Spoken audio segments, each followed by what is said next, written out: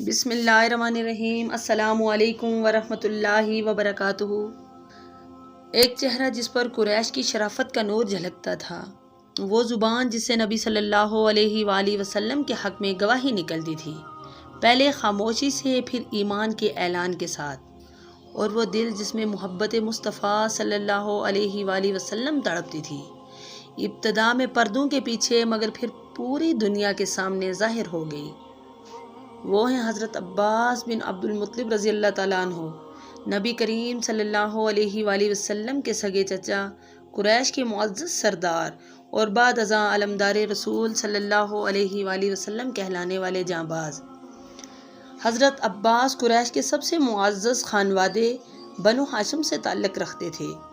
آپ نبی کریم صلی اللہ علیہ وآلہ وسلم کے چچا تھے، یعنی عبد المطلب کے بیٹے، اور عمر میں نبی کریم صلی اللہ علیہ وآلہ وسلم سے صرف چند سال بڑے تھے۔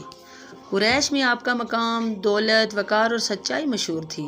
اسلام کے ظہور سے قبل بھی آپ نبی صلی اللہ علیہ وآلہ وسلم سے شدید محبت رکھتے تھے، اور جب نبی کریم صلی اللہ علیہ وآلہ وسلم نے دعوت حق دی تو اگرچہ ابتدا میں ایمان لانے میں تاخیر کی، مگر دل کی گہرائیوں سے نبی صلی اللہ علیہ وآلہ وسلم کے ساتھ کھڑے ہو گئے۔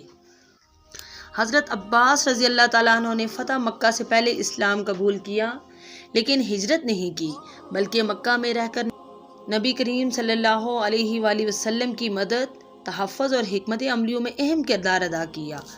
فتح مکہ کے موقع پر آپ نبی کریم صلی اللہ علیہ وآلہ وسلم کے خیمے کے نگہبان تھے، اور پھر غزوہ حنین میں وہ لمحہ آیا جب میدان کانپ گیا تھا، صفیں ٹوٹ رہی تھی، لیکن نبی صلی اللہ علیہ وآلہ وسلم کے قریب چند ہی چہرے باقی تھے۔ ان میں ایک آواز گونجی، اے انصار کے گروہ، اے درخت کے نیچے بیعت کرنے والوں۔ یہ پکار حضرت عباس رضی اللہ تعالیٰ عنہ نے غزوہ حنین کے موقع پر کی تھی، جب مسلمان گھبرا گئے تھے اور وہ اپنی گرجدار آواز سے انہیں واپس میدان میں بلا رہے تھے۔ جنگ کے شور میں بھی آپ کی گرجدار آواز سب کو واپس بلا رہی تھی، اور یہی وہ لمحہ تھا جب نبی کریم صلی اللہ علیہ وآلہ وسلم نے جھنڈا ان کے ہاتھ میں دیا اور انہیں علمدار رسول صلی اللہ علیہ وآلہ وسلم کا عزت برا لقب عطا فرمایا۔ نبی صلی اللہ علیہ وآلہ وسلم نے حضرت عباس کے بارے میں فرمایا، عباس مجھ سے ہے اور میں عباس سے ہوں۔ یہ حدیث ترمذی کی ہے۔ یہ کوئی معمولی جملہ نہیں تھا، یہ قرب، اعتماد اور تعلق کا اعلان تھا۔ آپ نہ صرف نبی کریم صلی اللہ علیہ وآلہ وسلم کے چاچا تھے، بلکہ دل کے قریب، فکر میں شریک اور دین کے محاذ پر شانہ بشانہ موجود رہنے والے ساتھی بھی تھے۔ حضرت عباس رضی اللہ تعالیٰ عنہ کا انتقال 32 ہجری میں مدینہ منورہ میں ہوا۔ آپ کو جنت البقیع میں دفن کیا گیا۔ آپ کی اولاد سے بعد میں بنو عباس کا خاندان نکلا، جنہوں نے عباسی خلافت قائم کی، جو صدیوں تک اسلامی دنیا کی قیادت کرتی رہی۔